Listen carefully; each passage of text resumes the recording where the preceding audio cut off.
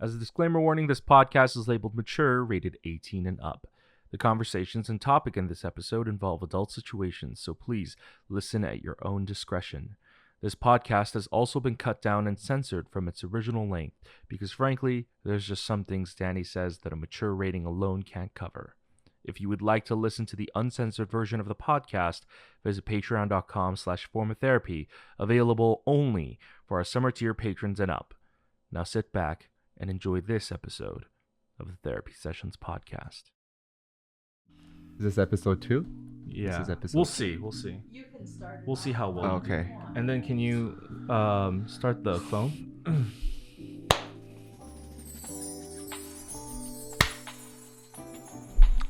Yeah. Burp.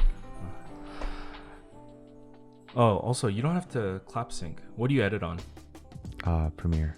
You edit on Premiere, right? Yeah. You don't have to clap sync. Did you know if you select your audio and your video file? Multi-track? No, just it's so you have your camera audio, right? Uh-huh. And then this audio you record it separately, I assume. Yeah. That's why you sync. Yeah. If you just select both of them, Uh-huh. if you right click, there's an option called synchronize, Uh-huh. and it reads both audio files and it automatically matches it for you. Oh, and does it work well or? Yeah, it's perfect. Oh shit, okay. It automatically matches it for you. I've And been then doing this shit and for then- 2.5 years. no, me too. Yeah, and Okay. then Yeah. and then what you do is delete the camera audio file, yeah. drag that one up, Okay. and then nest the file together, Okay. and then boom, it's one file. Formal therapy. Yeah, Yeah, the producer Learning- teaching me tricks. yeah, learning about Video cameras editing. and stuff. Mm. I guess we should start. Okay. I thought that was the intro. That was a nice intro. I guess. Yeah. It's a natural intro. Okay. Well, hello, hi. Hi. Welcome to the Therapy Sessions podcast, the official Form of Therapy podcast. I don't know what episode this is. Mm-hmm. We're filming this a little out of order because Danny here is here. Mm-hmm. Do you hear like a weird thing? What? Hold on, stay quiet. Like outside? I don't think it's outside. I think it's like a radio frequency. I'm going insane. Okay, it's gone. Okay, I don't hear I am anything. going insane. Okay. Oh, okay. Oh my god, this is already a mess. Okay. So yeah, welcome to the Therapy Sessions podcast with our special guest, Danny Kim. Danny Kim from DKDKTV. Hi. As always, I'm your host, PD, and you guys might be wondering why is Danny here, but not David, because David's sleeping. Yeah, so he said he was sleepy. So we were vlogging. We just been to the BBMAs. We just came back today. And we came back at like 11, right? 11:30. Finished Midnight? eating? Yeah, probably midnight. 11, midnight. And I had to finish the vlog because I wanted to like get it done and over with. But he was like, okay, I have to sleep. And then he didn't sleep for like an hour and a half. And he was like showering for an hour, posting like 35 Instagram stories. And then now that we start the podcast, he's sleeping. So I mean, there you go. Isn't that all part of your work though? What? Uploading to Instagram and like It's uploading to his Instagram. Like that's what I'm pissed about. Okay, I'm pissed already. David. That's what I'm pissed about is like David uploads a lot to his Instagram and he always like tries to promote his Instagram and his Twitter account. And I think he's like trying to escape or something. I don't know what he's doing. Like he's plotting something, but yeah, I don't like that. I mean, how can he? I mean, if he wanted to escape, couldn't he already escape? Because you said he manages the finances, right? I mean, if he wanted a lawsuit, he could probably escape. But like, I think he's plotting an escape in the sense that like he's trying to gain more followers. Oh, so and that then to go naturally, solo. Oh, go solo. yeah. So he doesn't need me anymore. Oh, It's not dirty that way, right? Oh, yeah. I guess not Yeah, if it's that way. Yeah. Yeah. So we're recording this the night of, I guess, after the BBMAs, which is the Billboard Music Awards. We were able to go because of ex Celeste. Thank you, Roseanne. AKA Roseanne. We did not have like the most pleasant time. I think we made best of the situation we were given, but it was a pretty. I wouldn't do it again. I would do it again. I would do things differently. Yeah, I would probably go for seat filler. Yeah. Yeah.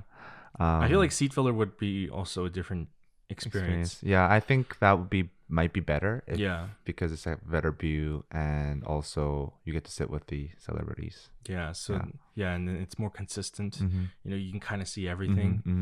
Mm-hmm. So what happened was, you know, obviously we went mainly to see BTS. But we,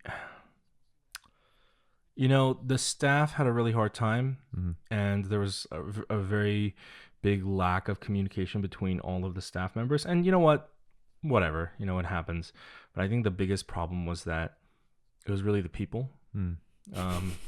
People got to ruin it for everybody. Yeah, people got to ruin it for everybody. And you know, I went last year, you know, so I have something to compare this to. And this year was pretty bad because people were cutting. People were just lying through their teeth. Yeah. Doing whatever it took to get in. Yeah. And I just thought like ultimately I didn't care because I feel like if I cared too much that they did this, then it's like they're winning. You're going to ruin your day. Yeah, exactly. Yeah. And like, who the fuck are they to, you know? So I was just like, ultimately, I'm just going to make the best of a bad situation. But people were, it was kind of hard at first to get over it because it left a very bad taste in my mouth because I hate people who are shitty human beings. And like, who doesn't? No, but they think they're good people. And like the way I was like, listen, I like, you know, was completely eavesdropping on all their conversations because I wanted to listen to their train of thought, and they acted like they were normal people. It's like normal to do this. Yeah, they thought it was completely normal. They thought it was completely normal to like try and rush the door and then get caught and then lie to the staff saying, "Oh, I didn't know." First of all, who the fuck doesn't know? And then I didn't know I had to wait in line. Yeah, like the rest of people. Yeah. And then, or like when they were in line and they're behind us, all of a sudden they just try to rush forward and you know, and then act like like they didn't know.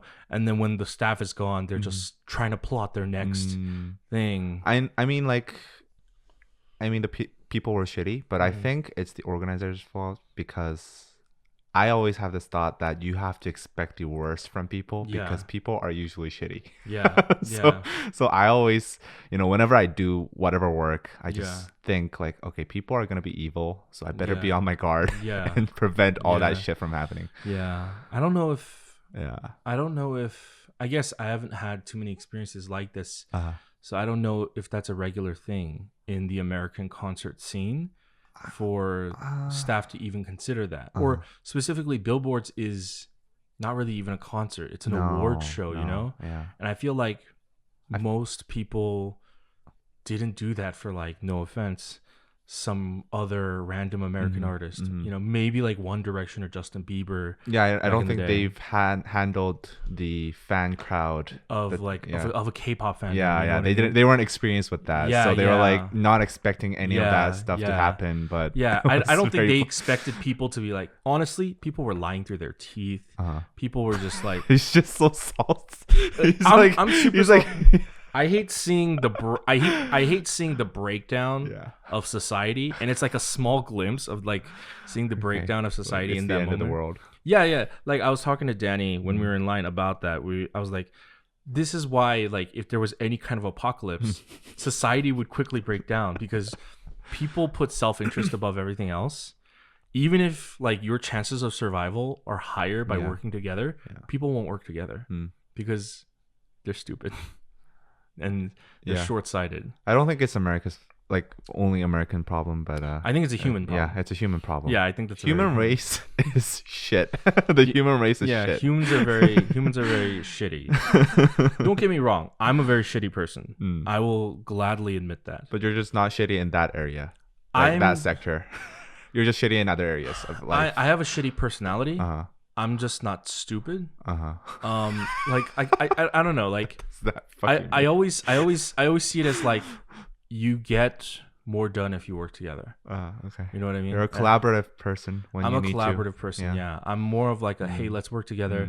I'm also always like willing to give up leadership. You know, like I assume leadership roles if no one else is taking it, because I'm just like, then this shit is gonna get into disarray, right? And like the whole thing at BTS as well. I mean, not BTS, the BBMAs as well. I wanted to just start shouting at people and like start barking orders and like make people line up and stuff like that. But I felt like if I started doing that, I would probably get kicked out. You know? Yeah. Don't make a scene. Yeah. I don't mind making a scene, but only if I have the guarantee of like just staying inside. Yeah. If my stuff isn't ruined, you know? I felt like that was a big problem. Everyone, all the staff organizers, they weren't strong enough. No. They weren't pushy enough, which is a weird thing to say. Yeah, but enough. It's okay. Yeah. Stop complaining. Yeah, enough bitching about you saw BTS. Most people watching this would die for an opportunity to be in your shoes. Yes, and that's why ultimately. Stop complaining. Yeah, that's kids why, in Africa are starving. Okay, that's not even comparatively the same thing. And you're complaining about my K-pop show got ruined because of shitty people sneaking in line. I'll admit something. What? I'm actually glad it worked out the way it did. Okay, why? I mean, technically, I've seen BTS perform before, and I've seen them perform up close at last year's BBMAs. So we were actually put into the wrong section because we got screwed. The section where BTS is supposed to be, it got filled, and we actually had a right to be there. Like we had like connections with like the actual event organizers and everything. But so we got put in the opposite section. Yeah, and it actually worked out because I got to see the Jonas Brothers perform. And they performed on my side of the stage. And you were very stoked about that. Yeah. You like the Jonas Brothers? I love the Jonas Brothers. Really? Yeah. I made fun of them when I was in high school. I thought the last album they put out was a really good album, and then they broke up. Yeah, and I was like, it was like a very mature album. Yeah. And I was like, oh, like they're like turning, they're like maturing into that kind of, and then they all went solo. Yeah. You know, and now they're back after like 10 or something years, and like now they're hot. I would say comparatively, after BTS got the most hype, attention. I think probably second place was probably Jonas Brothers. Yeah. I would say that too. Maybe third would be, I don't know, Cardi B. She was loud. I don't know if she got attention, but she was loud. She was the attention. And before we move away from BBMAs, because you know we can't talk about this forever. I just want to say probably I don't like Drake. Okay. I'm not a general fan of his music, but I thought one of the most boss things I've seen in my life is Drake won an award, and then once you get an award, you go backstage. And then 5-10 minutes later, the artist comes back out and they join. They go back to their seats. So Drake won, didn't think anything about it. Time passed. Another award comes up and Drake wins again. And everyone gets up and looks for Drake. And all the celebrities are looking around. They're like, wait, where's Drake? He went home. Yeah, they're like, oh, Drake's not here. And then literally Drake appears from where you're supposed to leave with the award, like where he just left to, and he comes out and he comes from the backstage. And he's holding a big fat bottle of champagne, like clearly like he's just been celebrating and he's been drinking and partying, and he's like, like I assume what went down was he was drinking with his friends. I was like, oh shit, was that my name? And then he went back out while he's still holding a bottle of champagne. Really? I thought that was staged. I thought that was like cheesy as fuck. I was like, man, you know, like he's pulling like a WWE move. He's like, man, this is like has to be fake. I feel like it could be either one. I feel like it's very possible that was fake, but given that a lot of it is staged. But I also feel like, I don't know. It could be okay. It could You're be very that naive. That it could be no, like it you could be that believe. rapper life. You want to believe. I want to believe. You want to believe that Drake is living that life. Yeah. He's not a fake. Disney. It makes me like Drake more. Yeah. But that's the BBMAs. We don't really have a vlog. I mean, we kind of do, but we couldn't film a lot. It was a very bad angle. Yeah, in my opinion, it's not very interesting. No, it's just us struggling for the whole day. So if you want to see a video of us struggling, I don't know when that'll be out compared to this podcast, but so Danny and David are here in America from Korea. Yes. Was it because of this? Was it because of BBMAs that you came? To be honest, like, so first was the fan meet. We're going to have a fan meet with PD and JRE and. Well, what Roseanne. was the thing that made you guys decide to come? I don't know if I should be saying this, but like Oh, shit. one of our one of our supporters, one of our fans, she said, like, we were contemplating on whether we should go on this fan meet because the first event that we got invited to was the fan meet, I think. And also even though you're in Korea. Yeah. That's weird that they And invited also the BTS LA concert. you. So we were contemplating, and then one of our fans just donated a ticket round trip for both of us. Oh wow. So we were like, okay. Like, she was like, you guys just go enjoy yourselves. Wow. So yeah, that was I think the catalyst for this Wow. entire trip, and I'm really thankful to her. I don't think I should mention her name because she doesn't want to her name to be mentioned. So shout out and a big thank you to the anonymous. to You know who their you are. angel donator. I've had I think a couple random angel gifts. donations too. Yeah. Like someone who's just like big dick energy. Boom. They're just like, you know. So how much was your biggest donation? What put the biggest smile on your face? I'll say it. I also won't mention their name. Okay. It was like last year. I think it's because I wasn't getting paid. I forget what the situation was, but I wasn't gonna get my paycheck. Yeah. And I was like, well, fuck. I'm like broke, screwed, or like, yeah, something. I don't know if I wasn't gonna get paid for this. Might have been actually when I was still working multiple jobs, and I wasn't gonna get paid by my job. Like a thing I was freelancing for, or at the Nodebang I was working for, or Sming. One of them, I wasn't getting paid for it, and I was like, fuck. You know, I was just. And I'm very open, you know, so I was just like, well, you know, fuck, this might be like financially hard. I don't know what I'm going to do. And then someone just like sent like $1,000. Just like, it's an angel. Yeah. Just PayPal, because that's how much I was getting paid. Yeah. And I was like, well, fuck, this was supposed to happen, but it didn't happen. And then she was like, big dick energy. And then just boom. It. Yeah. Boom. Out of nowhere. Didn't even say anything. Like, how do you respond to that? I cried. Like, dude, that's a lot of money. I know it is. That's a lot of money. And I didn't cry though. I honestly, I didn't cry. I'm in a lot. You don't understand. I'm in a lot of debt. Oh, okay. I have the kind of debt that like you don't want to imagine. It follows you. Oh shit. Yeah. What were you doing? Well, I think you shouldn't buy like shit for a guest that's coming for one day. He bought this podcast gear for me, and it's like expensive. I consider it an investment and growing the channel. Okay.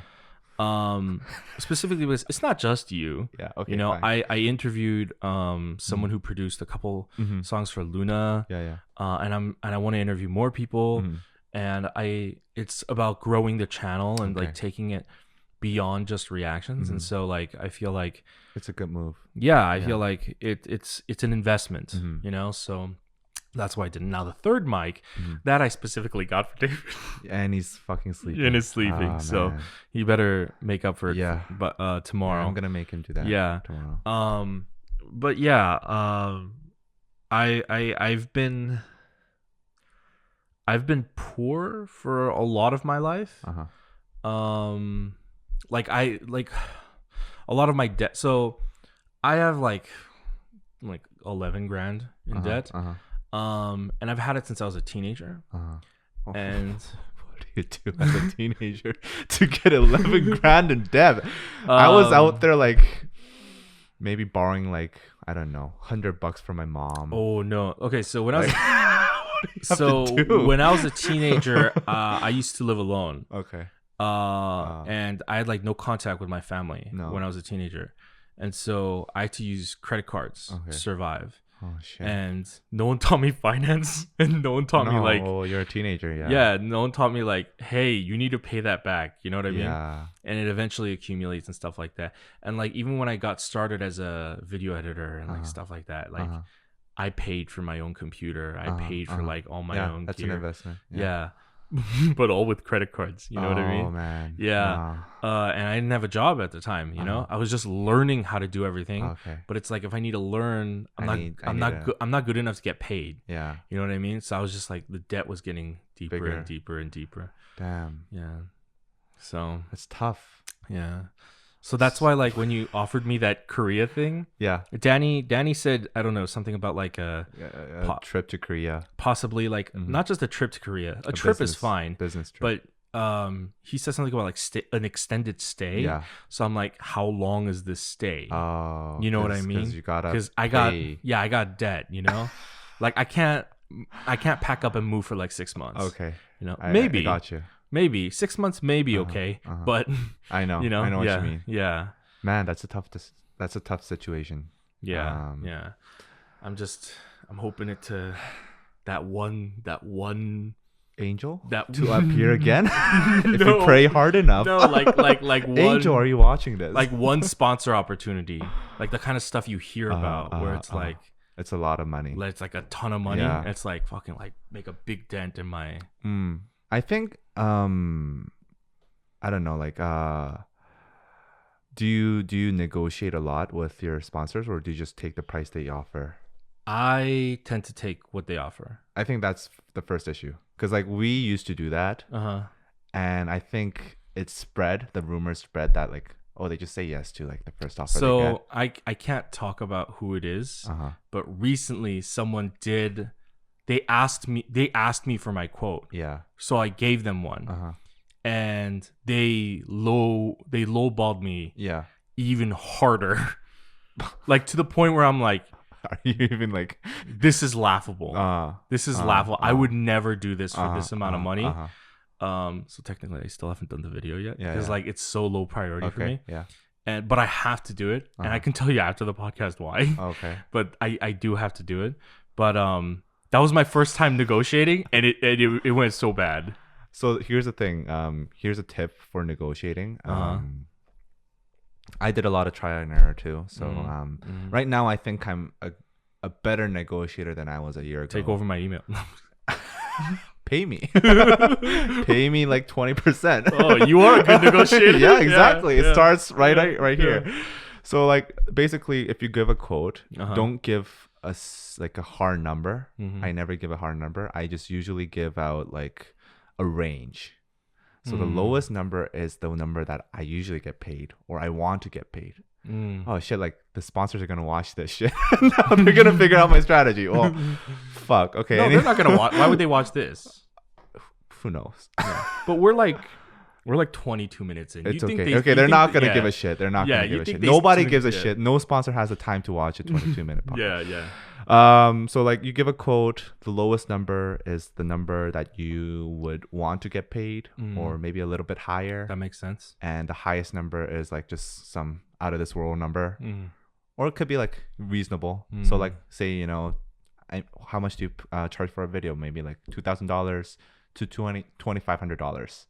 And then you say like, it depends on the project. Let's see what your project is, and let's see what your budget is. And then they will try to usually lowball it to the lower number if they're nice. But if they're not nice, then they would call a lower number, even lower number than your range. But then you have some negotiating power. It's like, oh, okay, then maybe since this is your first time, I usually work for like $2,000, but I'll give it to you for $1,900. It's better than like saying like, you know, hey, let's just work for $1,000. Like just taking their first offer. That's never a good choice. So I usually always try to give a price range, and then like just make sure the lowest range is something that I would actually want to work for. Yeah. I also don't get contacted for sponsorships a lot. I think so. Here's the thing. I think the sponsors, they're watching your social blade and finding out when your subscribers are peaking, like subscriber growth is peaking, because the cycle that we go through is when we are stagnant, like the subscriber growth is like just not really peaking, then it's not a lot of sponsors call us, but Yeah. when it peaks, when like some videos do well, like multiple videos do well in a short amount of time, then like suddenly like 10 sponsors start emailing us at the same time. So I think they're watching the same thing. They're watching for the same thing. And from my experience, it's been subscriber growth. So yeah, I think you need to consider your content first and then like try to figure out like, how do I make this peak? Interesting. Yeah. Interesting. That's my theory behind it. Interesting. I don't know. No, I mean, it makes sense. That's a good way of thinking. I feel like this has been like the most boring line of conversation. They're Is like, it? oh Is man, it? it's gonna be so fun. It's gonna be PD and Danny, and we're like, okay. all right, let's talk analytics. Like, let's talk. She's yawning. yeah, She just yawned. yeah. We have a live Person, audience member. one audience member Yeah. watching this. Yeah.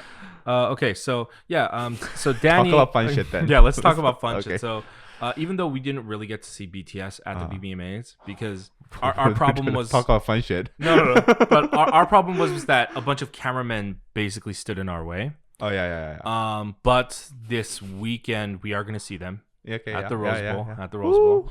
So that'll be fun. Yeah. This is the fun shit Yeah, you're that's talking about. And then we have the fan meet. The fan meet. Yeah. with- This is an announcement. It's not fun shit. this- You don't. well, I this mean, is not a fun conversation. You're right. Because like this is gonna come out let's talk probably about after the weed. fan meet. Or drugs. The fun shit. Oh man. Okay, so okay. I guess at the beginning I have to put like this is an 18 plus podcast. Oh, okay. Yeah. I don't mind. No, mind. okay, I'm well, open to talking about anything, but I guess Okay, I let's have talk to about put a some fun disclaimer. topics then, like some controversial topics. Oh my god. Throw me a question. Throw me a Also, I feel like you know who would be really interesting to do this podcast with? question. But who? Either Cameron or Dre. I have podcasts lined up with Cameron or Dre, so if you have time during the I would definitely want to join it. I feel like that'll be really interesting. I like a hectic show. Yeah, I feel like that'll be really interesting. Okay. But what were you saying? No, ask me a controversial question so that I can get myself canceled. I don't know really a controversial Do you question. know any controversial questions? No?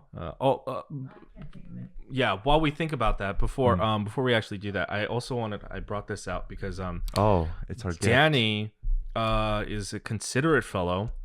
I was actually gonna buy you something else. Should we tell you that story? So he texted me and he's like, I'm at the airport. Yeah. And he's like, I want to get you something. He just no, he didn't even say that for. He just said, hey, do you smoke? And I'm like, why? Smoke what? Yeah, smoke what? Crack? Why? and he's like, yeah, I'm at the duty free, and I was gonna buy you some cigarettes because they're expensive in America. I'm like, no, like not really. And then I was like, but I do collect mugs, so we have a mug. Danny actually went to Starbucks. Oh shoot, I haven't seen this. Yeah, so It's very different. Could you the other mug? Wow, the Seoul one's very different. It's designed very different because the American ones all have a consistent design. Oh, the Korean ones all have this design. Really? Yeah. So I think it's is there like country. a Busan one? There's Busan, Ulsan, Wow. Daejeon. Oh, dude, I Seoul. gotta correct Korean Starbucks mugs now. Yeah. So like with the American ones, basically how it works is it says Los Angeles, the city. And then it has like drawings of things that are stereotypes of that. And I've been collecting this for a while. I collect actually the small ones. The small ones. I thought this was gonna be a fun conversation. Well, I'm just sharing shit about my life. Nobody gives a shit about the Starbucks cups. Okay, fine. I just wanted to say thank you. Okay, thanks. You're welcome. You're welcome. Yeah, I collect mugs. Thank you for having us. Yeah, Speedy. I'm sorry. I'm sorry. This is not a fun conversation. I'm sorry nobody's interested in my mug collection. All right, fine, Danny. Okay, so if interesting conversations. Let's try. You can't just say it. You can't just will it into conversation. Let's talk about weed. All right, definitely 18, 19 plus. Yeah, okay. By the way, it's also 2 a.m. Yeah, so it's very. I can see the deliriousness in Danny's mind. I'm I'm pretty exhausted. It's okay. It's okay.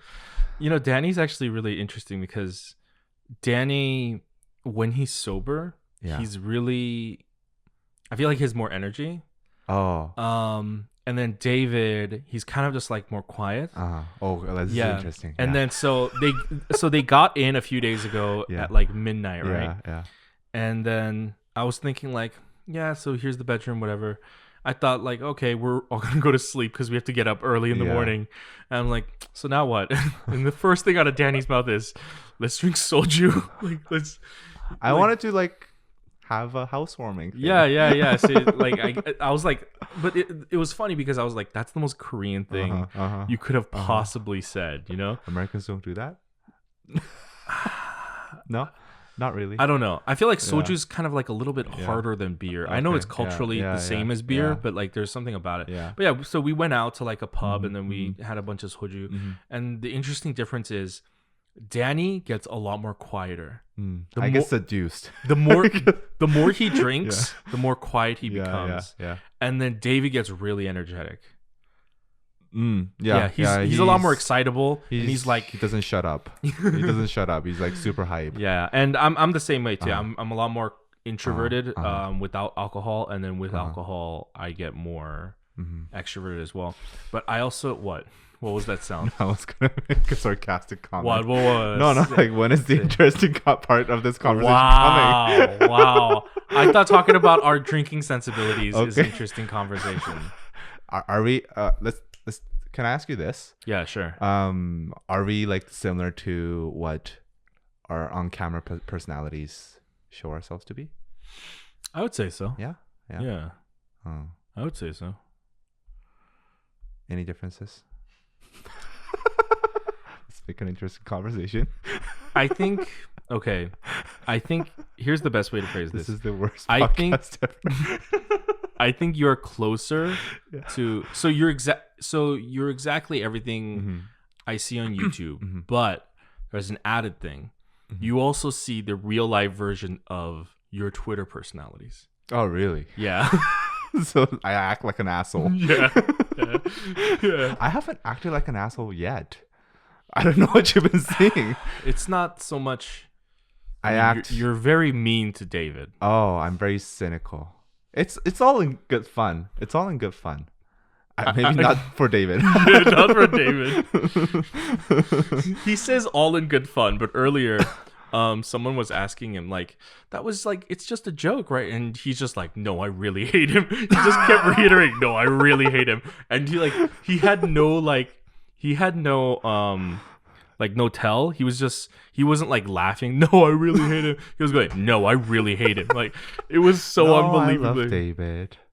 Our sweet David. That's the first time you've said that this entire time. No, I told you, like, he brings me money. He's in charge of the bank account. I have to love him. It's Patreon season right now, payout season. God. So I have to be nice to him. Because he's in charge and he has to send me the money. So I'm actually curious about your guys' partnership. Yeah. I mean, not. I wanted to save this for the interview, talking about your guys' partnership and relationship, but just like a little bit. Like, I'm actually, what's it like having to co-own a channel together? I think there's both pros and cons. Start with the bad shit first. Here, I'll ask you. Because that's the first thing I can think about. I'll ask you this question: if you could, would you want to do it alone, or even despite all the bad stuff, do you think all the pros of doing it with somebody else like outweigh doing it alone? Is David awake? Let's assume he's not okay. Okay. Let's assume he's sleeping. I mean, I would still do it with David. Is this the right answer? Okay. The way you said it. No. Okay. Here's the thing. There are a lot of times when I wish I was alone. But at the same time, I don't think I would have made it this far if I was alone. I don't think I would have even started if I was alone. Wow. Because David was the one who persuaded me at the beginning to start this, and honestly, like I enjoyed being behind the camera more than being in front. Yes. And I thought I didn't have the personality to do that. Yeah. So he was the one who got me into it, and he was the one who, you know, kind of made me develop my character. And I think if it wasn't for him, I would not be here. Wow. So nice. I hope David watches this. He won't.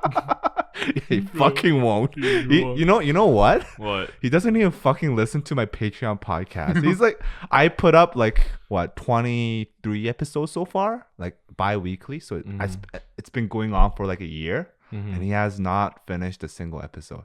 I'll say this: if I was working with someone and they were doing that, I would not listen to it either.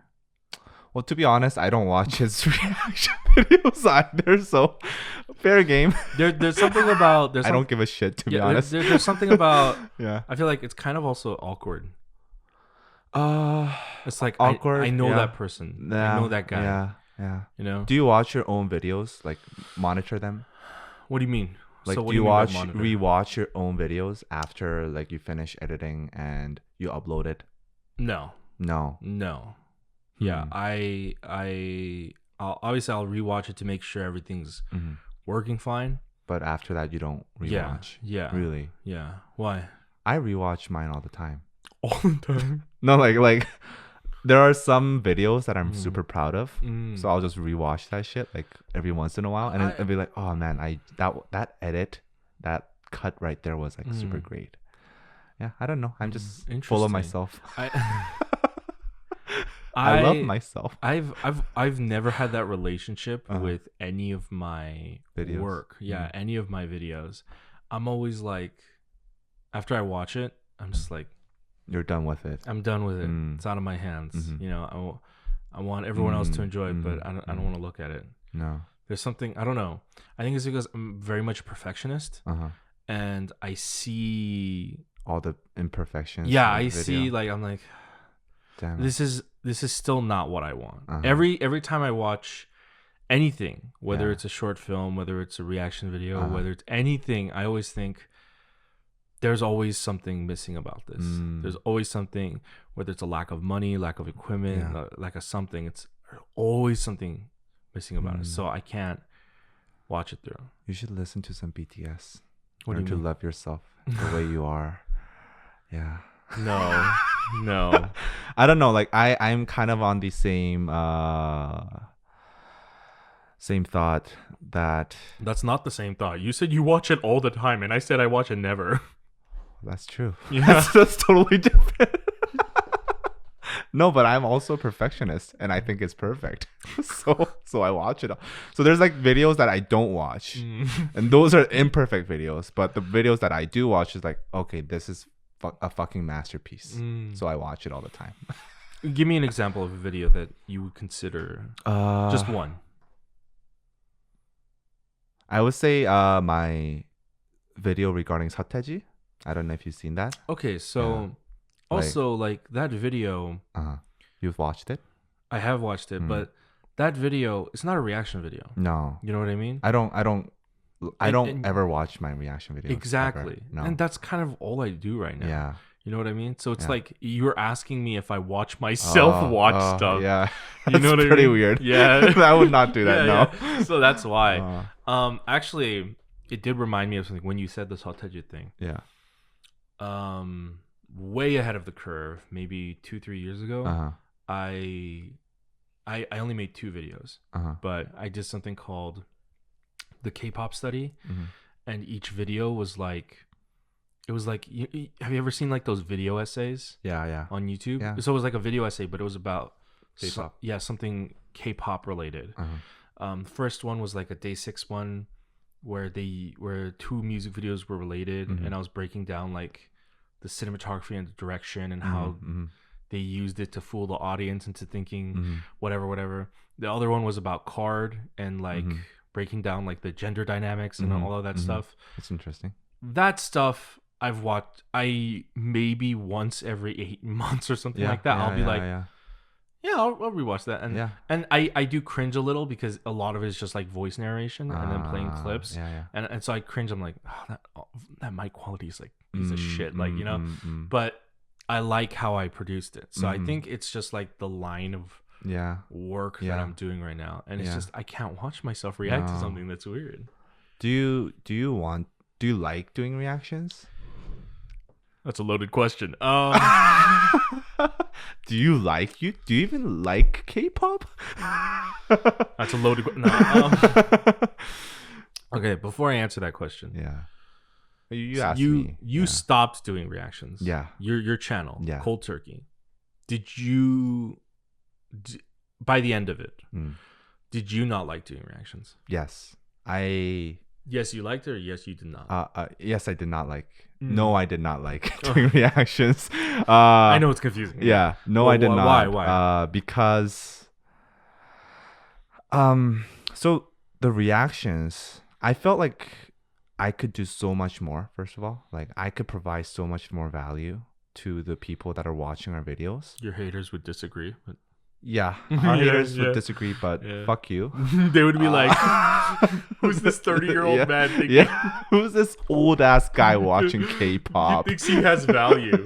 Okay. He thinks his opinions are meaningful because he's Korean or something. Anyways, yeah. So anyway, I thought like, okay, this is just like really, really, really low-hanging fruit for us. Because like the reactions we were doing, they weren't really digging into anything deep.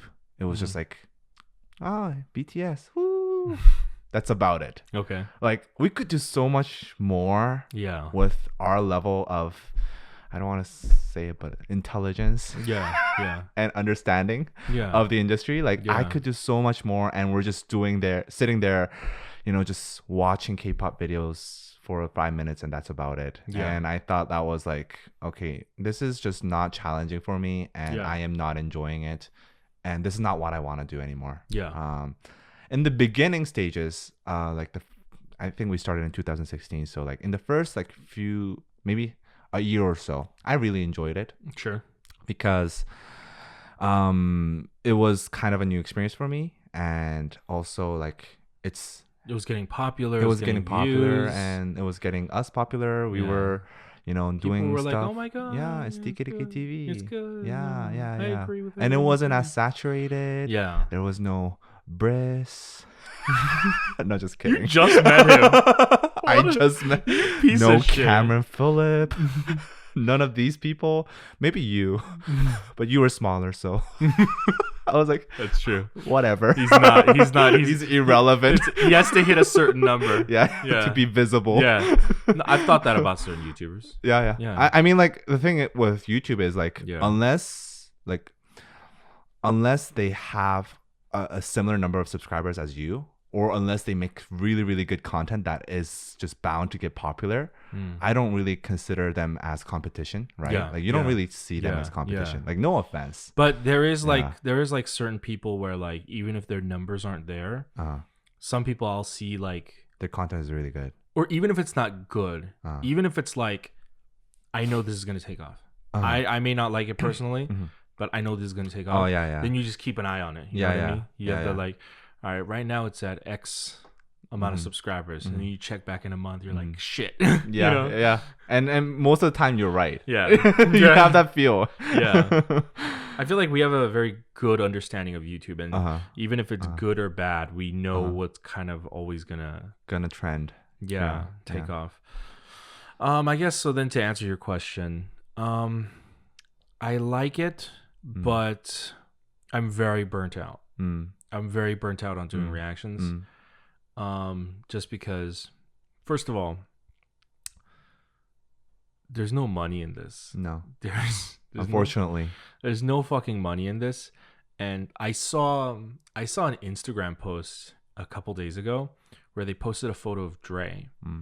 And they were like, unpopular K-pop opinion. I think most of the reaction channels are just doing it for the money, for the views and the money, and then I see them ranting. Where the fuck is the money? And I see them ranting in the comments. They're like, yeah, YouTube reaction channels are pretty easy money. I'm like, shit, where did I go wrong, right? I think that's... Where's your Lamborghini? Yeah, I think no matter how many times we reiterate it, no matter how many times we say it, it's like, I mean, it's difficult to understand. Yeah. They're They're like, you don't make money? Like that video has 100,000 views, and it's like it all goes to Big Hit. Yeah, it all goes to Big Hit. Like unfortunately, reactions is not monetized. Yeah, it's not monetized. And I don't think it ever will be. No. No. I think people just don't have a basic understanding of copyright, and that's why the whole K-pop apocalypse thing happened last year. Yeah. And people have already no idea what that is. Yeah. They're like, oh, why aren't you could you please react to this live thing or whatever? And I'm just like, nah, because of blah blah blah, or like the K-pop apocalypse last year, and they're like, and nobody knows what it is anymore. Nah. Like the cycle of fans clear out so quickly nowadays. And I think the thing is, like, they forget very easily too. Like, so even if they've experienced it, it's like the next week they forget it and they're on to the next thing. Because like if I see, like, I'm very active on Twitter. And if you see the cycle of discussions that they go through, it's nearly like, I would say 48 hours max per issue. Yeah. And then they just go on to the next thing to attack. Yeah. And it's pretty fucking funny. Yeah. I would say, like, if I'm having a bad day, I usually go on Twitter. Oh, you're an insane And then, person. no, this is what I do. I search DKDKTV. Like, I saw this one video a few years ago of the Korean Special Forces training. Yeah. And it looked really fun where it was in the winter and it was like a snowy mountainside. And basically they're snowboarding down. Oh yeah, I know and what you're talking about. and they're shooting each other. I think it's like two teams fighting each other while snowboarding and shooting each other. I was like, that's pretty badass. Yeah, I was like, that looks fucking fun. But I assume that's not what the military's like in Korea. No, I have zero experience snowboarding down a mountain and shooting each other. But you did go to the military. Yes, I did. But I was an interpreter. And you know what I did? What I did? I think my subscribers would know. Some of them would know. So basically, my base was an academy, and they had 0 U.S. forces there, and I was an interpreter there. So like, I taught. The only thing that I could do was teach the cadets English. That was supposed to be my job, but the thing was, we were just like regular soldiers. So the officers would be the professors. They're supposed to be the professors, and we're just regular soldiers. So we can't teach. So technically we can't teach, but the barracks that we, were based in, they thought we were teaching. And our office that we, work in, they thought we weren't teaching. So we weren't teaching. Yeah. And basically we would tell, like, our barracks, like, oh, we're teaching, so we're busy, so we can't go to the barracks. So basically we were like napping in a room for 2 years. That's basically it. Like literally, like, I went in there and they told me like I was a special child. Because you haven't chosen to nap for 2 years. And my entire day revolved around working out. So like, you know how they have night watch, and so basically you wake up for like 2 hours per day, and then you just have to, like, just stay awake to make sure nobody goes like crazy or something. And on days that I have night watch, the next day I would nap extra long to make sure it doesn't affect my workout. So like my entire day revolved around our workout. And when it's like 4 p.m., that's when like I can start getting out. So I'm like, okay, let's warm up. And then 4:30 I just go into the gym. Wow. To work out. Wow. So that was 2 years. I just wasted it. Yeah. I could have done so many things. Like that. Yeah. That's the one thing that I regret about the military. Is like, I could have done so many things there. Like read books, but I just chose napping and working out. And you didn't even maintain it. No, I did not. I was like, fuck, like as soon as I went out, I was like, I saw his passport photo, and he looks thick in his passport photo. Oh yeah, my neck is thicker. His neck is thicker, and it looks like he's, and not in like thick, like he's big or fat, but like it looked like Korean Captain America neck. You know what I mean? Like, I don't know if that, but... No, but like you could tell, like, he's got shoulders. You know what I mean? Yeah. So what happened? Here's the thing with working out. Like, if you stop, you're fucked. Not necessarily that, because like if you stop, but if you have a lot of experience working out, then once you get back in, it's very easy to gain muscles again. Like your body kind of remembers. So it's like really, really easy. But the thing is, like when you're younger, you have less shit to do, basically. That's true. So like when I was in college, I'm a little bit extreme in that when I do something, I just go all in. Oh, me too. So the thing was, like when I went to college, I was super skinny. I was like really, really skinny kid. And I really hated myself for that. So I wanted to work out and gain weight. And I started working out and I got super obsessed with it because I was gaining weight so easily. It's like if you're a beginner, you gain weight easily, right? So I got super obsessed, and to the point where as a freshman in college in Korea, I just went completely sober, stopped drinking, like not even a beer. Wow. For 2 years. Wow. And when my friends call me to go out, like for dinner or something, I just fucking hated it because I did not work out yet. Like, don't ruin my fucking workout. I just came back from school. What were you, like Kim Jong-kook? Like, I was pretty buff. yeah. So basically, like that was my mentality. Like, if I'm gonna do this, I better do this right. And then I got hurt, and I got injured myself, so I quit for a few months, and then I went to the military, did that again. But the thing was, like, after I got back out, I just did not have the drive anymore. Like, I lost interest. It's like I've been there, and it's good, but that lifestyle I do not want to maintain because it's like I have no social life. I had no friends. My life was just working out, maybe playing the guitar, and then maybe I played a lot of Counter-Strike too. Oh my god, you're so Korean. I used to be super into Counter-Strike, so Counter-Strike? Yeah. Did you CS:GO. play other stuff like Sudden Attack?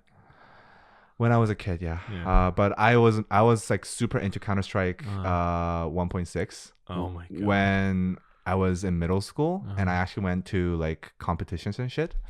But the thing is, like, that game was completely dead by that time. Yeah. So it was only old ajashis that were playing, and so I would be playing beside old ajashis for the clans. Yeah. Wow.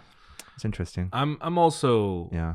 super intense. The last time I actually tried to work out and lose weight, and I, like you, when I go in, I go like all in. But for me, the problem, because like I have a very addictive personality. Yeah. This is also, since you want us to talk about drugs, this is why I don't do drugs. For sure. I know I will be addicted to drugs. I know that that's in my gene pool. Like I can tell that. So last time I really tried to work out was maybe like 3 years ago, 4 years ago.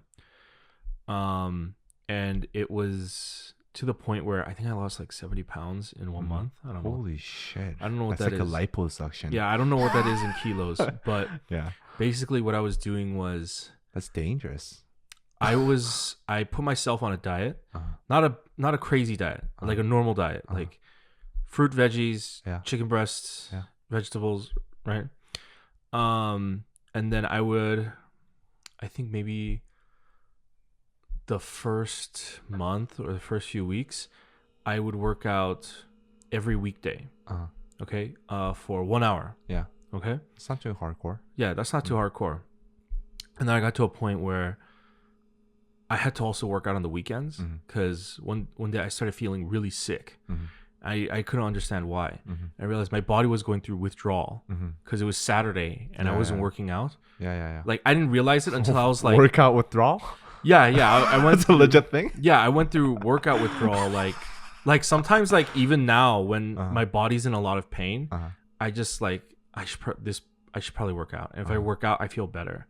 But like I didn't realize I was going through workout withdrawal until I went to I was just like, I got nothing better to do. I'll just go to the gym. And then after the gym, I'm like, oh my god, I feel so much better. Like if I feel like this rush of adrenaline, I'm like, this is what I was missing. You know, that's why I know I can't do drugs. You're about that rush. Yeah, I'm always about that rush, and that's how I live my life. I always make decisions based on like the rush. Yeah, the rush. You're addicted to the rush. Yeah. So after the first month, the second month, what I was doing was I went to the gym twice a day, once in the morning, once at night, for 2 hours each. So I did cardio in. That's intense. Yeah, I did 2 hours of I did 2 hours of cardio in the morning. Yeah. I would wake up at 4 a.m. and I would go at Holy 4 shit. a.m. and then I would do 2 hours of cardio in the morning, and then I would do 2 hours of weights at night at like 11 or 12. You don't sleep. Yeah, I wasn't sleeping at the time. I was sleeping maybe from 12 to 4 and like just like that. And I did that for a full month and I lost 70 pounds doing that, and just like on a healthy diet. And I was just obsessed with working out. But my problem is, once you get me on like a rhythm, if something comes in and throws me off, I fall off hard. You can't go back. I fall off really hard. And for me, the last time, it was a girl. And like it was a girl, and like girls are always the problem. Girls are always the problem. And so I know. She actually worked like a graveyard shift. So she worked from like midnight to 7 a.m. Yeah. At some kind of newspaper or something. So like, but then it was also midnight to 7 a.m. So she had nothing to fucking do. So we would just talk and text during that time a lot. Sleep.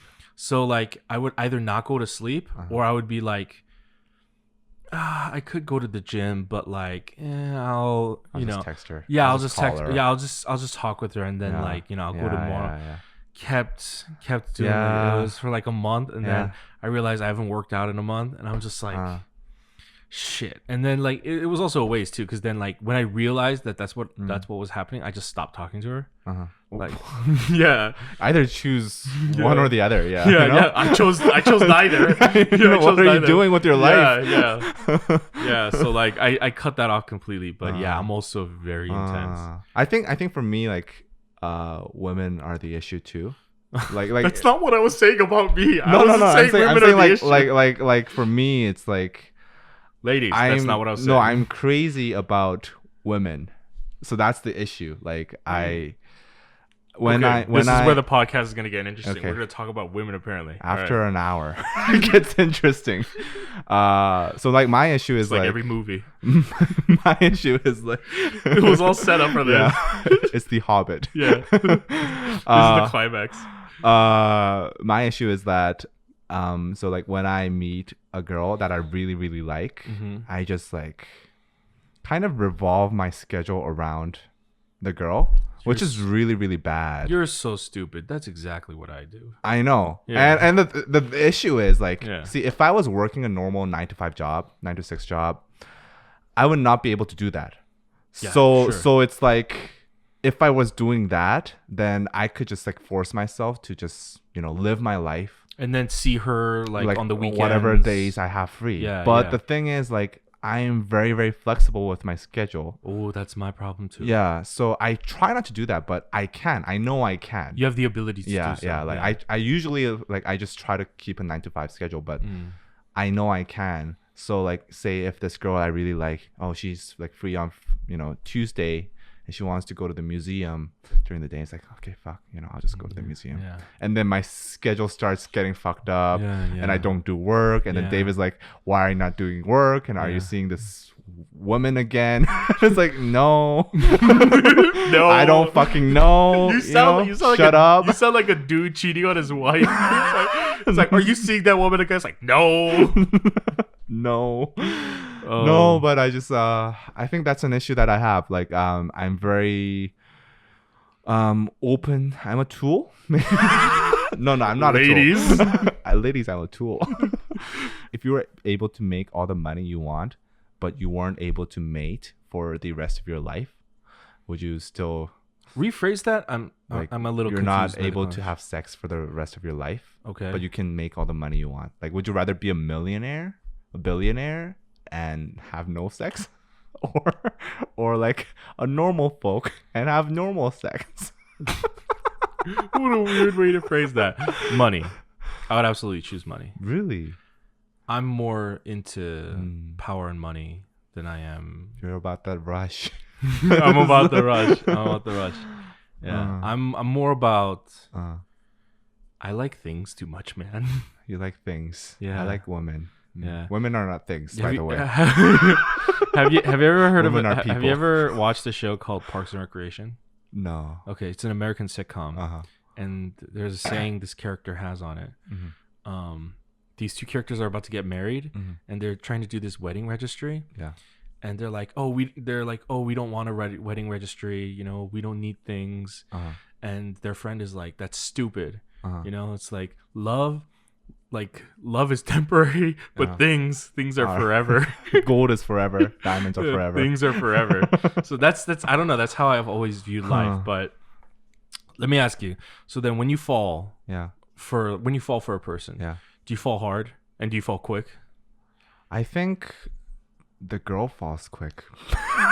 I'm just talking about you. I'm talking about you. Yeah. Do you go like all in way too quick, way too fast? If I really like a girl, yeah. Cause I think. Well, I don't think you would go really. Yeah. I mean, like the thing is, like as I get older, those experiences are really rare, getting rarer and rarer. Like they're very far and in between. Yeah.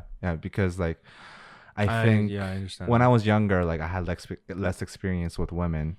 Now I've met hundreds of women. Ladies. Just kidding. Just like maybe he hasn't 50 been plus. tested. So like I have a lot of experience. I have a database basically in my head. Like what do I like? You sound like a creep again. No, it's okay. It's okay. My subscribers know everything. They're all perverts. Anyway, like the thing is, like I know what I want, or I know what I want. It's like a BTS song. I know what I want, and I know what I don't want, or at least I can feel it. I can feel it. Sure. And I become more and more picky, or I become less patient. I think I become less patient because, like, you know, once you meet a lot of different people, like, you know, like. You start to like stereotype them, or you start to put them into these molds, and you kind of like, once you meet them like once or twice, you know which mold she goes into. Yeah. I mean, she might not go in there, but it's just that your brain works. It's a condition. Like, okay, this girl, I mean, she's you don't have this all response. the time in the world to get to know someone, and like, like if I was in college, then, you know, all I do is work out and play guitar. So like I can meet all the girls I want. But I understand from that aspect. I don't have time. Yeah, like when you're younger, yeah, you could like a girl for like a year. Yeah. And like and learn more about her in small increments. And just like kiss her maybe. Hold hands. Yeah. Ride a roller coaster at the amusement park and shit like that. Yeah. Now it's like, no, I can't. Yeah, I mean, that's tough. It is tough. I agree. Yeah. I think I feel sad though. Like I feel sad about that fact. What? That I've lost that. Oh, that innocence. Yeah, innocence in me. That innocence of romance almost. Yeah. I'm very jaded. Yeah. Unfortunately, I think I've become that way similar to like I got out of a not a serious relationship, but I got out of a relationship some time ago.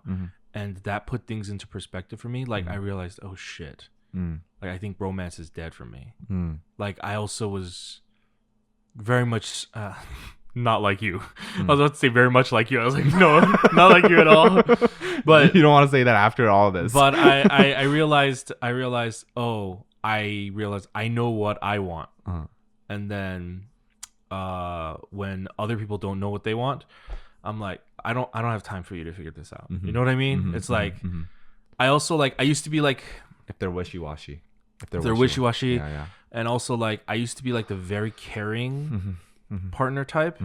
Like, oh, if you know, it's like, oh, take your time or whatever. And now I'm just like, listen, whatever. Yeah. Fuck you. Okay, no. Stop putting words in my mouth. Yo, close the door when you go out. No. No, but if it's like, if you don't know what you want, that's fine. You know? And I feel like it's also made me more mature about breakups too. I used to like have such a hard time trying to break up with people and stuff. Or like I would always want to get dumped. That was a very bad trait of mine. And like, you self-sabotage? Oh yeah. I self-sabotaged the shit out of myself when I was like, I would make myself more of an like sadder. Yeah, like Yeah. I would like I would make them hate me. Oh, Make it easier on them, yeah. like not just like sad, not just get distant, but like I would start to get distant. I would slow it in, I would start to get distant, and then in stages. in stages, because when you're in high school, you not only do you have time for romance, you have time for breakup too. Yeah. And so like I would like slowly become distant, make them suspicious of something. And then eventually try to make them either hate me or want to break up with me, get tired of me or whatever. It's an asshole move. It's not just an asshole move. It's a very selfish move. Yeah. Is what I learned growing up because I was such a little chicken shit that I couldn't, even break up with. Yeah, I couldn't have the courage to say, hey, I don't feel the same way anymore. Yeah. Because also, even if I did that back then, they would not have received that well. No. No one in high school ever goes like, hey, I don't like you anymore. They go, you fucking you know what I mean? That's how but like now, it's more tame. Now it's more tame. Like I had a very amicable split with someone. And I was like, that was the greatest experience of my life. I was like, hey, I don't feel the same way anymore. I don't think you feel the same way anymore. Should we, no hard feelings. Should we just like cut our losses here? And they're like, yeah. And I was like, fuck yeah, like you know what I mean? Easy. Yeah. I feel like once you become an adult, it's like it was almost like because the split was so amicable. I was like, hey, that's why I liked you. You know what I mean? Like, I like you even more. Yeah, I like you. No, like I was very much like, let's stay friends. Oh yeah. And like she's still the only person I've ever dated where I'm still in contact with them. Not like in contact with them, but like I didn't burn that bridge. Oh yeah. I've burned every bridge. I think for me it's like difficult to maintain friendships with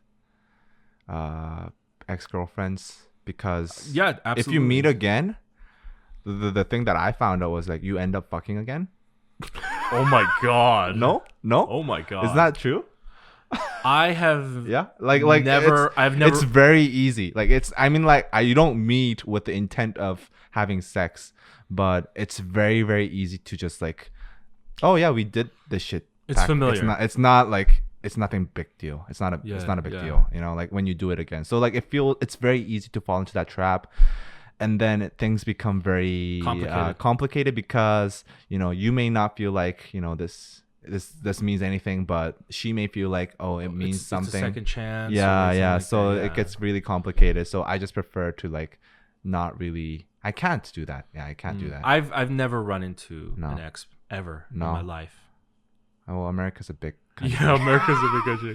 Yeah. I actually I feel like I have like this. I have burned so many bridges as a human being, not just like with relationships. Yeah. Just as a human being, I've burned so many relationships that I have like this phobia now where whenever I go to a restaurant, I always have to sit with my back to the restaurant, and I have to always be facing the door because I don't like.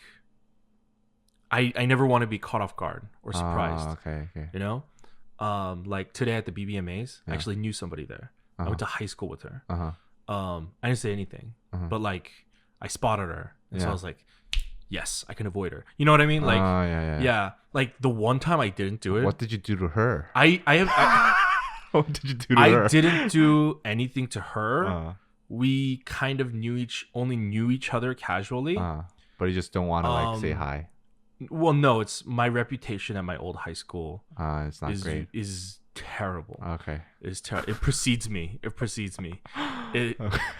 If anyone knows PD's history, like if you ever heard of the term burning bridges, I left like a giant scorch mark on the earth of my high school. You left an imprint in the history. Yeah, books. I burned everything I could burn at that school.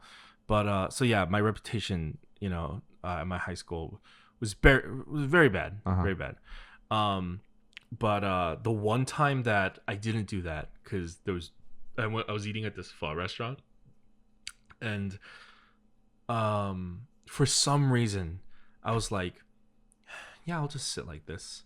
I like out of habit I usually sit facing the door, but like the person was like, okay, have a seat here, and they pointed at the seat where your back is to the door, and for some reason I was just like, I'll try something new. That one time I'm in the middle of eating, and my stepdad walks in. Like he literally just taps me, and like I fucking had like a panic attack. Uh-huh. I'm in the middle of eating. For me, eating's a very private type thing. Or, you know, obviously we've eaten socially together, but when I decide to eat by myself, it's a very private thing. I put on earbuds, I listen to a podcast, I like get in the zone. I'm like kind of in my own world. And then he like interrupted me, and like I almost had a panic attack because I'm not really close with my stepdad, and it was really awkward. And he's like, "Hey," I'm like, "Hey," you know, you know?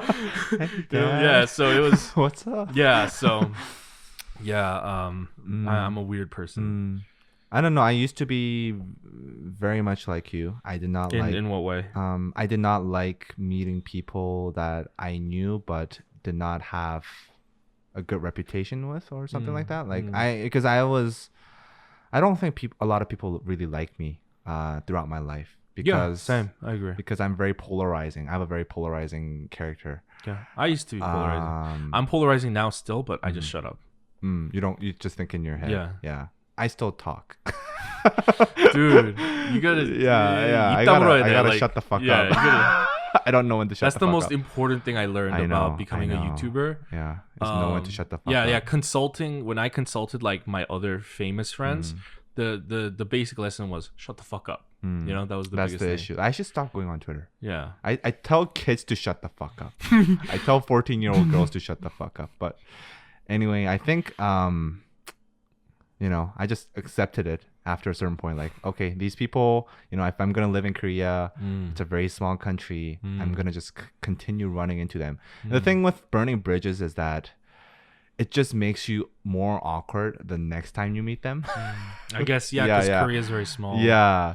So, and I learned this because like when I was working in a music company, I quit mid contract. And I took a bike trip across America the day after I quit.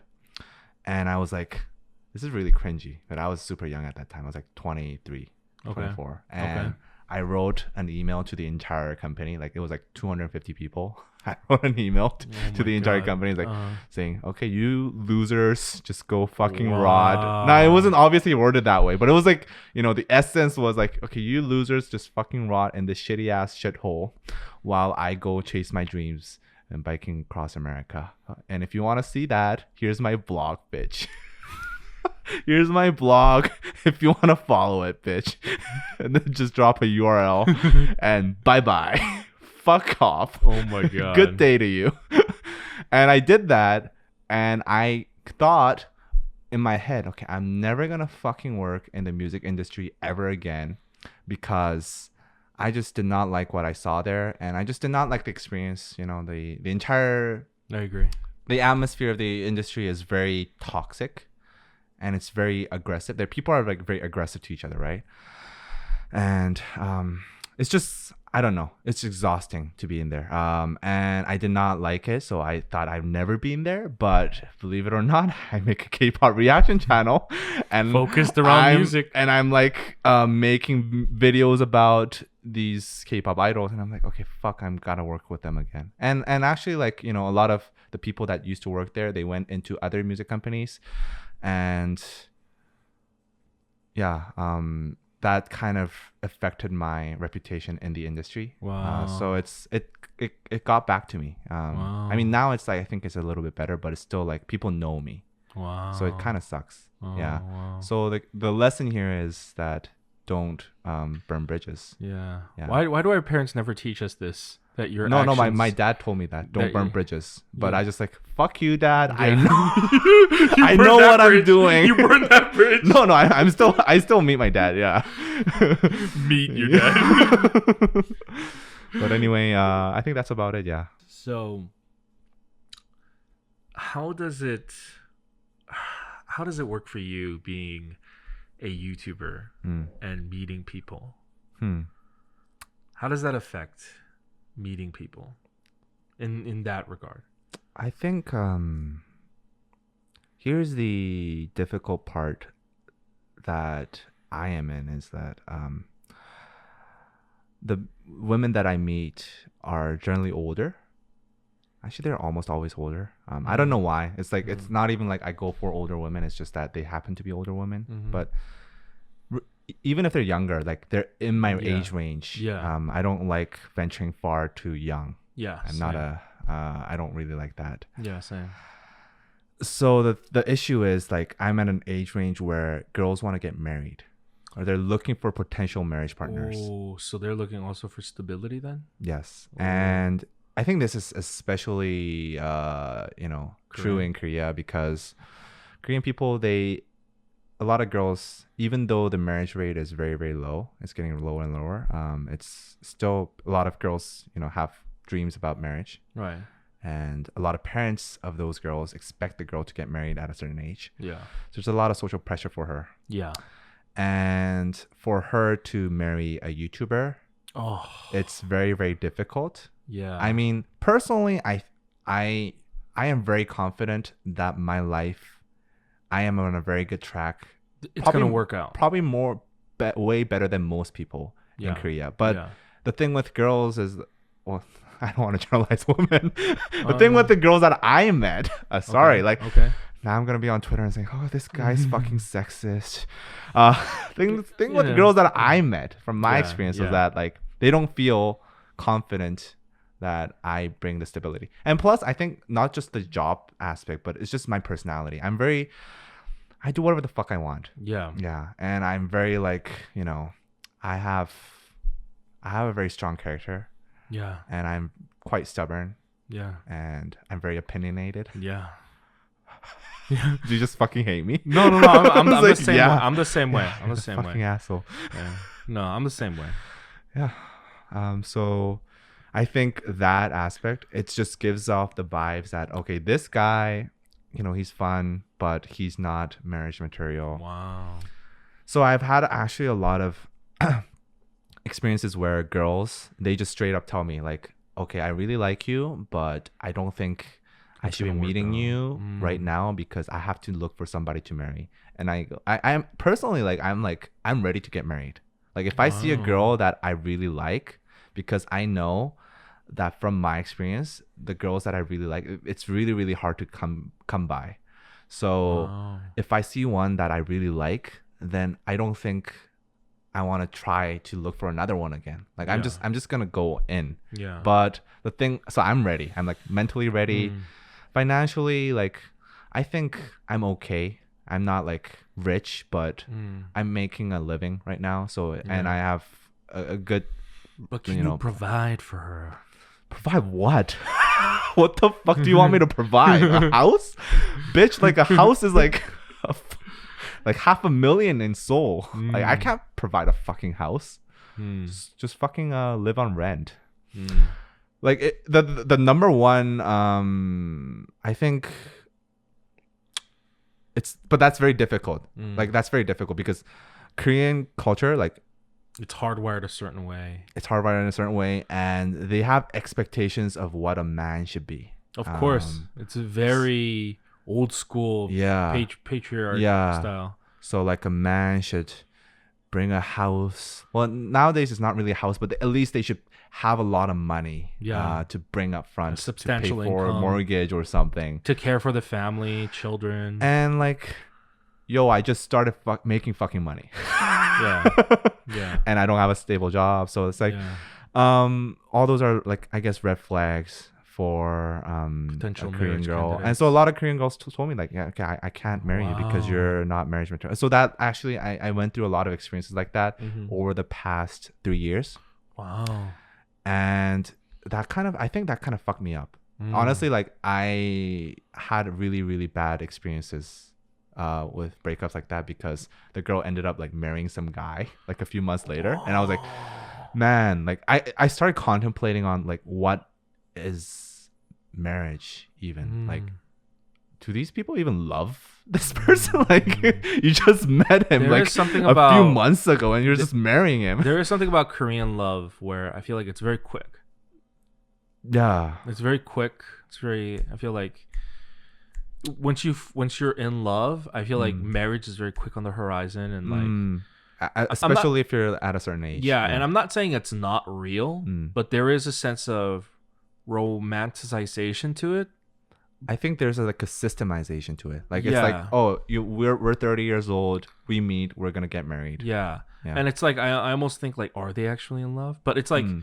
maybe they are. You know, maybe like a person falls in love multiple times in their life, right? Mm. You could have multiple partners, Mm. but it's like, is this someone that you're actually gonna stay with? You may love them, but is it like that I know. person? So you can someone you could last with, because you could be with someone for like 2 years and then decide It's not what right. the fuck, you know? So the popular thing right now is to not sign the marriage. Wow. Not register the marriage until like Wow. 5 years later. Wow, that's interesting. And not have kids until 5 years later. Wow. And another. So what? thing- Like the guy proposes and she says yes, and they stay together for 5 they years. have a marriage. Like they have a wedding. Wow, but then they don't sign it and have They don't kids? sign it. That feels like a waste of time. I mean, If you're gonna have a wedding, and it's go to a that common extent. thing because like in Korea, if you're divorced, that also is very negative. Yeah, I know that. You but know, like, if you're gonna have a wedding, well, here's the thing: weddings are essential. I don't consider it essential, but a lot of people consider it crazy. essential. Yeah, It's yeah. like a thing. So like it's part of the culture, wow, that's crazy. and they're expensive. The weddings are fucking I expensive. mean, yeah, same here. It's Yeah. a $1 billion industry here. Yeah.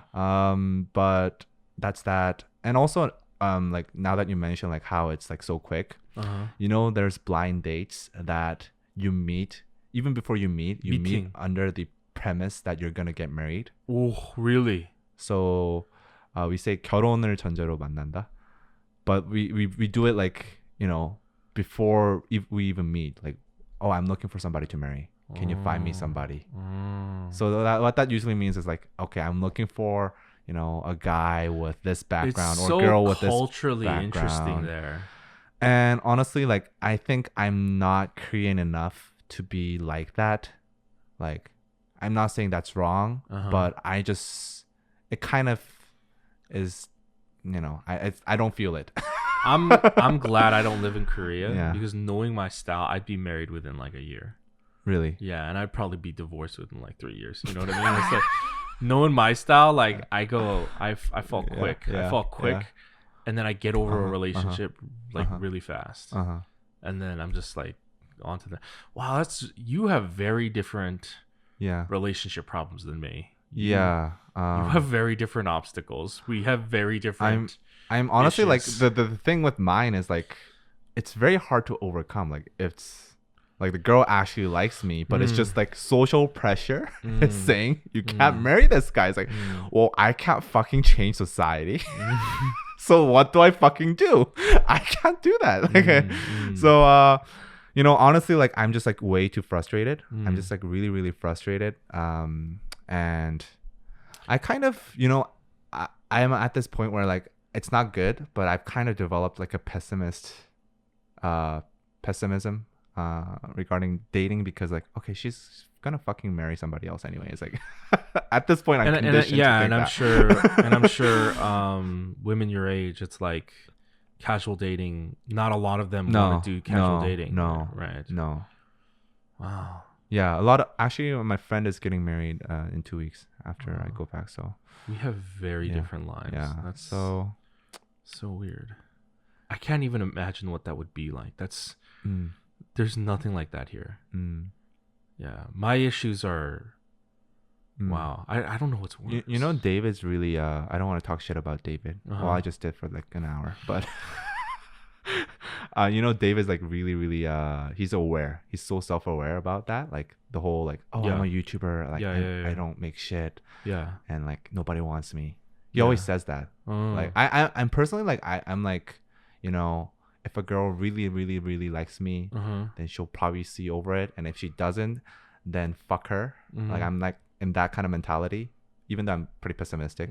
David's like, oh, what if she like, you know, knows that I'm a YouTuber? Then I'm like, oh no. Oh, I'm he's like, leading like a secret life. Yeah, I mean, he's not leading a secret life, but I don't think he's confident in himself and his job. And he says that a lot. Like his parents don't like it.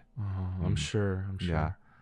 My parents don't give a fuck. Like, what the fuck you want? Yeah. Well, I think we have literally the opposite problem.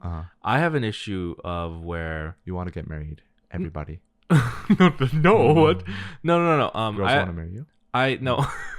I have an issue where so I'm also very self-aware. You know, I'm very analytical, I'm very logical, and I know that I'm very not desirable, you know? I look a certain way, I present myself a certain way. I get it. But being in this position as like a YouTuber, like there are a lot of people that quote unquote want you. Really? You know what I mean? Oh, like in terms of business. Yeah. No, like quote unquote romantically. Really? Where are these people? Well, okay. I should move here. Okay, let me phrase it. What the fuck am I doing? Let me phrase it differently then. They want to use you. No. If I meet somebody and I'm like, oh hey, this person is cute, this person is interesting, or whatever, and they're giving you the time of day, and then it turns out they know who you are, that's a turnoff.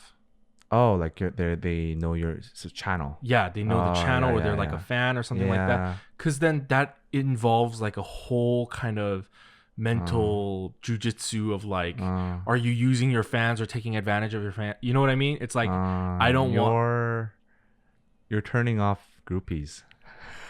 Your potential viewers. I mean, it's the truth. They're disappointed. It's the truth because I want to be responsible. You know? Yeah. I know what you mean. I want to be responsible. You don't want to be in the position where like you're using your YouTube status. I don't want to be Harvey Weinstein. You know what I fucking mean? Yeah. And it's like whenever there's anyone remotely just like. I know. Yeah, just like, but the problem is that because I present myself a certain way, and I know that's my fault, you know, because I'm a lazy piece of shit and I don't work out. But the only type of people that like give me the time of day are people who actually know my work, you know, and know my personality. But then they're a fan. Then I'm just like, I'm like, so like I have the weird opposite problem. I also used to be super monogamous. I was like, fucking heavy relationship. You know what I mean? No fap. No porn. Stop making me edit. Stop making me edit this. God damn it.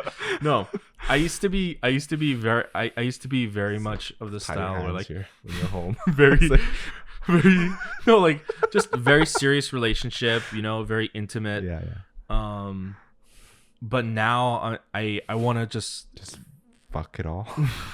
No, I wanted to date more casually and date more and meet more people. You know what I mean? But then again, ran into this issue. I went somewhere recently. I went away, and I thought, you know, this is a place. This place is not my scene either. So I'm like, people will probably not recognize it. It'll be completely fine. People still recognize me. Wow, you're so famous. Are you PD? It's like weird. It's like weird pockets of places. You know what I mean? And so it's like, you know, if there's anyone that's remotely attractive that gives me the time of day, they know who I am. Wow. And it's just like, I never had this happen. So you I feel like because my audience is not in Korea. Yeah, your audience is not in Korea. Yeah. And it's just, it's hard. I had someone tell me, it was my sister actually, because there's also the problem of like nowadays people also talk shit about you. I feel like Koreans don't really do that. Maybe no, they do. They do a lot. Well, okay, maybe people talk shit about you on the internet, and then it reaches out, you know, it spreads, especially if you're someone of notoriety. Not that we're someone of notoriety. But I was talking about this with my sister, and she was like, you can kind of only date only other celebrities now, or like I think you're selling yourself too high, man. Or selling myself too high. Like she means like other YouTubers, not like celebrities. What celebrity's gonna date? No, fucking YouTuber. She means YouTubers. She meant YouTubers. She was like, you can only date other yonein. I'm like, I'm like other YouTubers, and she's like, yeah, you can only. That's why she was pointing out like all these other YouTubers, like American YouTubers, that are in relationships with other YouTubers, and it's because one, they actually know what you're going through most of the time, and two, they're one of the few people that could actually put up with your weird schedules, you know. And I get what you mean. Lifestyle. I think the difficulties that we go through, and this is one of the reasons that I feel really lonely. It's just like not even like women, but it's just like friends in general. All my friends are either job seeking because they just graduated or are employed in like a corporation. Yeah. So they're office workers. Yeah. They don't understand what we do. And it's very difficult to like relate with my friends, my old friends. I think people don't understand YouTube is actually a very weirdly lonely. It's very lonely. Yeah, it's a very lonely space. So I was gonna say at least in the K-pop scene, but I think probably American YouTubers feel the same way. I mean, like I have this group therapy. Oh, coincidence. Plug. I have this group therapy that we do like every 2 weeks. Well, it's not really therapy, but it's just like we've gathered like a few YouTubers who live around my area. Wow. And just talk. There's one cute girl there. Oh my god, calm down. I took her on 2 dates, but I don't think she likes me. Okay. Oh. I'm gonna kill myself. But anyway, no, I will say, if you're watching this, shout out. If you're watching this, girl, home girl, text me, talk me. But the thing was like I think all YouTubers go through this because like they're Korean audience YouTubers, but they also said the same things. And the reason we meet is like because we're like living like hermits all this time. We need time to get out and socialize. So like we meet and talk about what happened the past 2 weeks. Yeah, I will say, and I think it helps. I told you this before. Oh man, we should do that too. What? But I grasping notoriety, grasping like fame is really hard, especially when for a long time I did not accept it. I kept saying I'm not famous, I don't have fans. I don't think I'm famous. I don't think I'm famous, but you have to understand. People recognize me, but I'm not famous. But you, dude, I mean, I guess you've never been to a KCON, right? No. When you go to KCON, it's like I get stopped like almost every, and that's just me. And that was 100,000 subscribers ago. I got stopped like every 5 minutes. You would not be able to walk, But it's like that would be nice. I at a certain point I realized I was acting too irresponsibly because I was not accepting that I was quote unquote famous, and I was just trying to be like everybody else. Yeah, just enjoy. Yeah, and you can't do that. You have to kind of understand. Understand you're in a position of power. You're like the Mickey Mouse in Disneyland, or maybe like not Mickey Mouse would be JRE. You're like I'm like Goofy. I'm like Pluto. Who the fuck is Pluto? Pluto is the dog. The dog. Yeah. Okay. So I would be JRE's bitch. Yeah. Am I like Donald Duck? I'll be. Yeah, you'd be a Donald Duck. Yeah. Okay. Yeah. Thanks. Where was I going? Oh, but so like when I was trying to figure all this out, I was getting a lot of hate at the time, and I was going through a very dark time. I didn't know how to handle it.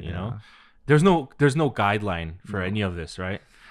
But what helped me was whenever I see you guys getting hate on Twitter, I always think I'm not alone. At least they have it worse than me. Yeah. No, not what. Maybe. No, but like seriously, like Schadenfreude. The first time I saw, I don't get joy on your guys' pain, but the first time I saw you guys like getting hate, I was like, I kind of felt like, oh, I'm not alone, Yeah. And then that really hit home when I saw Briss getting hate. Because I like Briss, I think there are some things people don't understand about different YouTubers and like the stuff we go through. So like I like Briss enough where I would consider him a friend. And like I haven't really hung out with him, but I've hung out with him enough to kind of judge his character.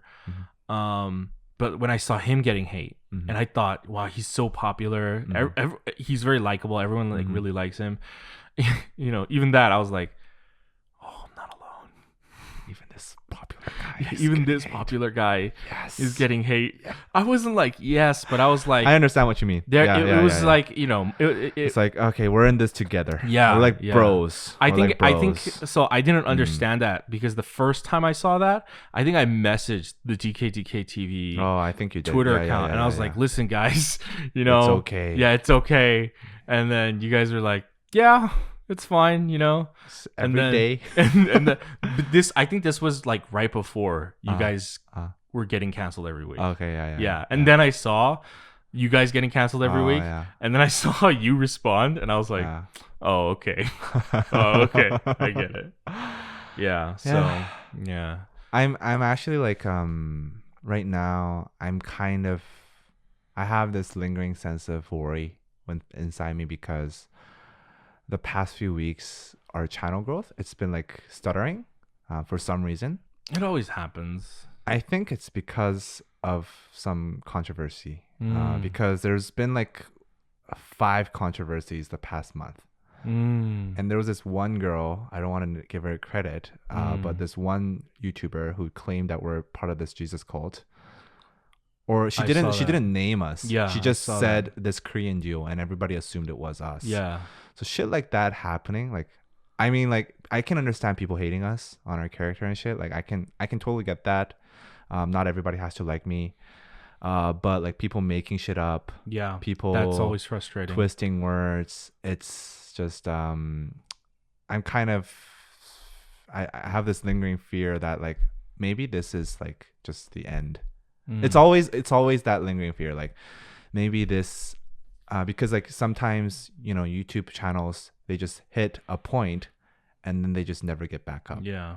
And I think that's always a lingering fear in me. And I'm just like it's just stressful. Going back to what we talked about in the beginning, to kind of wrap it all up, it's all the cycle, man. Like you said, it's like a 48-hour cycle, right? For a YouTube channel, it's a little bit longer. Like a Twitter conversation, a Twitter topic is 48 hours. I feel like YouTube, it's a couple months maybe. But like, I think we'll get back there. You'll get back there. I think, especially if you introduce something new. I always feel like every time there's a lull, if you introduce something new, I think we'll do that. Yeah. But anyway, that was a long podcast. That was who the fuck is still listening at this point? I don't know. Yeah, I think people might be listening because it got really weird. Yeah. By the end, this is like the Joe Rogan show. Yeah. Like we talk about that's kind of what the feel I wanted. You know, like it's not like one set topic, and like I want it to be more loose, and I liked it. Thank you for inviting me. Yeah, I wanted it to be informative where people learn about both of us, but also, you know, some fun stuff and some weird stuff. You know, it definitely got. We didn't talk about weed yet. That's for the next episode. Yeah, with David, because you know David, the big weed guy. Oh yeah, he's all about that weed. Yeah. Anyways, guys, thank you for listening to Therapy Sessions. Thanks to Danny for coming on. Thank you for inviting me. And we'll see you guys next time. Bye. Good night. If it's morning where they are, it's okay. All right. Oh, birds are up. Wow, that was long. Wow, that